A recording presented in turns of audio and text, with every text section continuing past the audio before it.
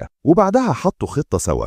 المحقق ودع الكل كأنه ماشي، بس في الحقيقة نزل يقابل ريان في البدروم. أول ما دخل اتصدم من اللي شافه وحاول يكلم الشرطة، بس موبايله كان بيشحن جوه البيت. ومع إن ريان كان معاه الموبايل، المحقق من كتر الرعب ما كانش فاكر أرقام زمايله، فكان لازم يرجعه الموبايل. والمحقق مستني في البدروم.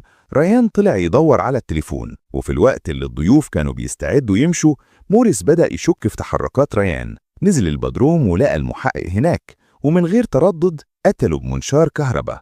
لما ريان رجع لقى المحقق مقتول وغرقان في دمه جنب جثة أليس. ورغم إن ريان حاول يكشف الحقيقة، موريس اتصرف ببرود تام وطلب منه ينظف المكان. بعد الحفلة، ريان شاف إيموجين وهي بتكتب إيميلات وتألف قصص عن موت الضحايا. سألها إزاي قادرة تعمل كده وهي مبتسمة. قالت له إنها اتعودت، وإن الوكالة محترفة جدا في التعامل مع الأمور دي. تاني يوم الصبح، ريان ما كانش عارف ينام من كتر التأنيب والخيالات اللي في دماغه.